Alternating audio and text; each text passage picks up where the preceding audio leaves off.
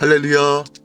오늘도 복된 하루입니다. 성삼위 하나님께서 할렐루야 교회 모두 성도들과 함께 이 아침 말씀 묵상하는 모든 주의 자녀들 가운데 하나님의 놀라운 은총과 은혜로 충만하게 채워주실 것입니다. 주님과의 친밀함이 전부입니다.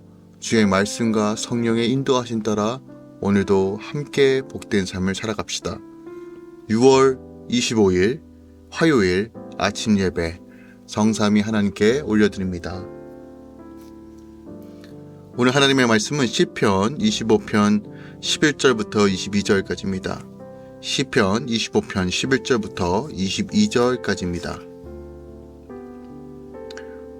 여호와여, 나의 죄악이 크오니 주의 이름으로 말미암아 사하소서. 여호와를 경외하는 자가 누구냐? 그가 택한 길을 그에게 가르치시리로다. 그의 영혼은 평안히 살고 그의 자손은 땅을 상속하리로다. 여호와의 친밀하심이 그를 경외하는 자들에게 있으며 그의 언약을 그들에게 보이시리로다. 내 눈이 항상 여호와를 바라보면 내 발을 그물에서 벗어나게 하실 것이미로다. 주여, 나는 외롭고 괴로우니 내게 돌이키사 나에게 은혜를 베푸소서. 내 마음에 근심이 많사오니 나를 고난에서 끌어내소서. 나의 공고와 환난을 보시고 내 모든 죄를 사하소서. 내 원수를 보소서. 그들의 수가 많고 나를 심히 미워하나이다. 내 영혼을 지켜 나를 구원하소서. 내가 주께 피하오니 수치를 당하지 않게 하소서. 내가 주를 바라오니 성실과 정직으로 나를 보호하소서.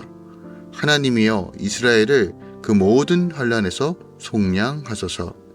아멘. 하나님의 말씀입니다.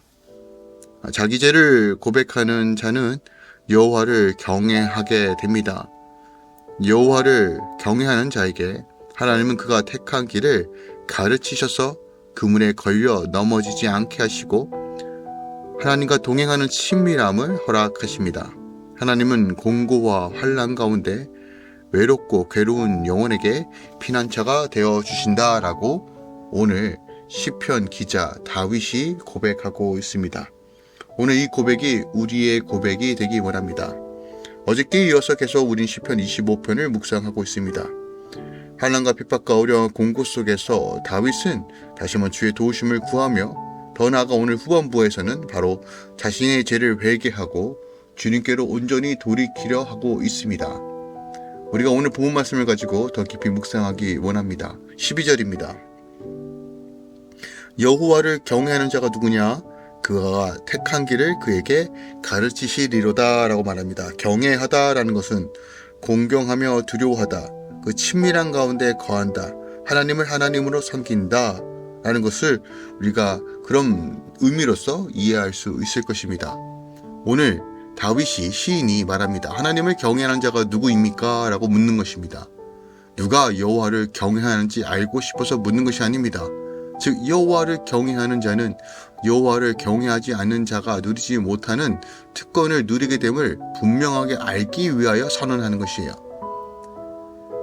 오늘 14절까지를 보면 여호와를 경외하는 자가 누리게 될 복이 무엇인지를 우리가 네 가지로서 본문이 말해주고 있음을 봅니다.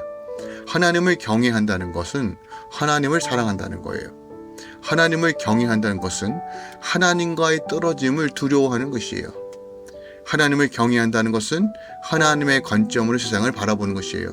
하나님을 경외하는 것은 하나님 안에 거기에 모든 수단과 방법을 다하여 그것을 우선순위로 여기는 것이 경외하는 것이다. 즉 하나님과의 자세와 태도와 관계를 설명하는 것이 경외입니다. 그런 자에게 어떤 특권이 들어지나요?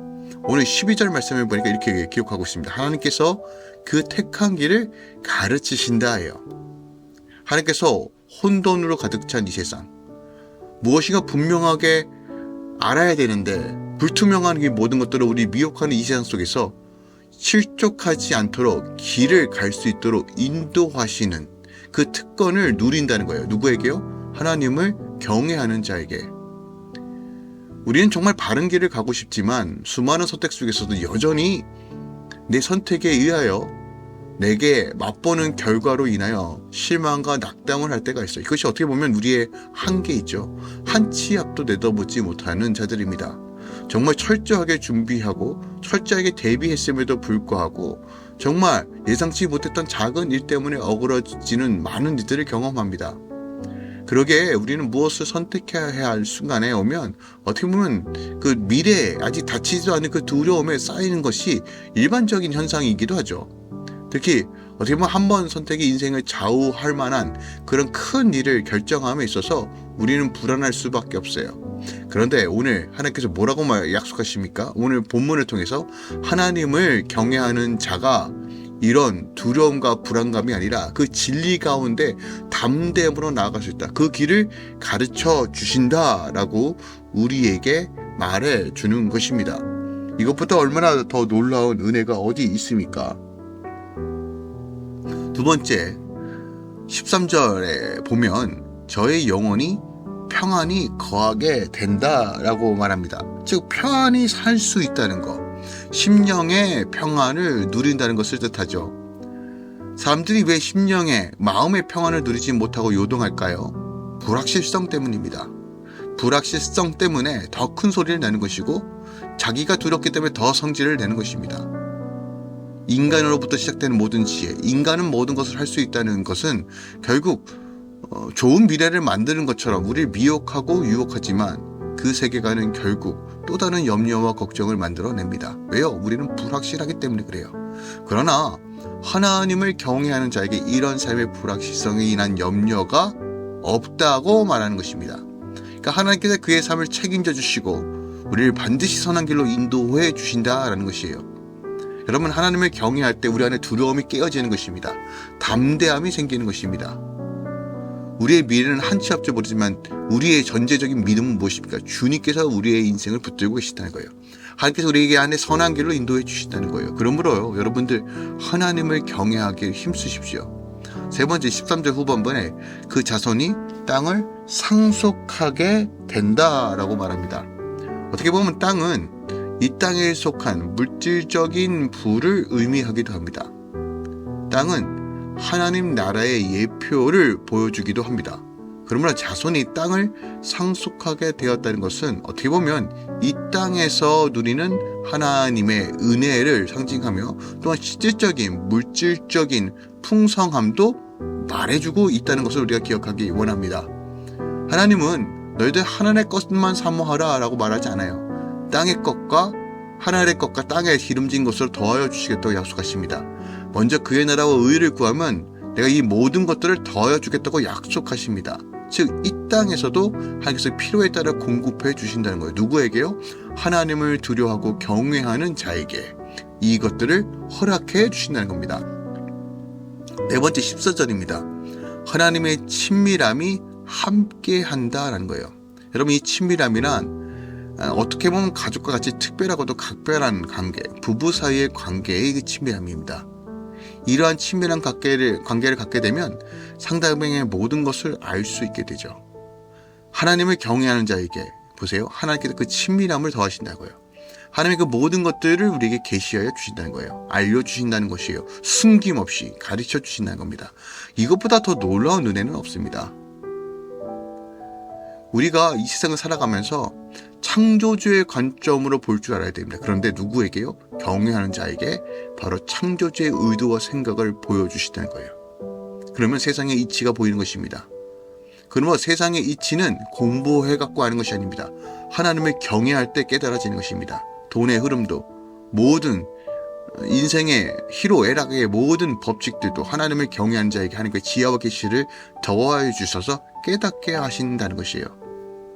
하나님을 경외하는 자는 세상이 누리지 못하는 하나님의 그 놀라운 복과 특권을 누리게 됩니다.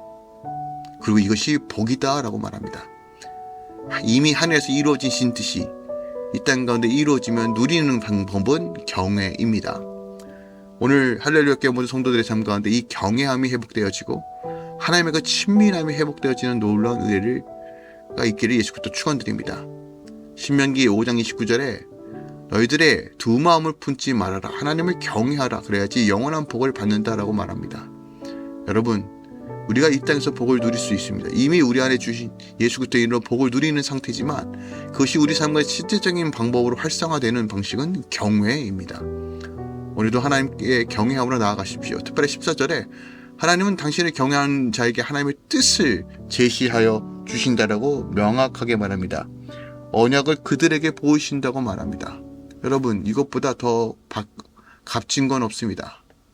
하나님의 마음을 들여다보고 하나님의 뜻을 드러내는 삶, 이것이 바로 우리의 삶이길 소망합니다. 여러분의 삶이길 소망합니다.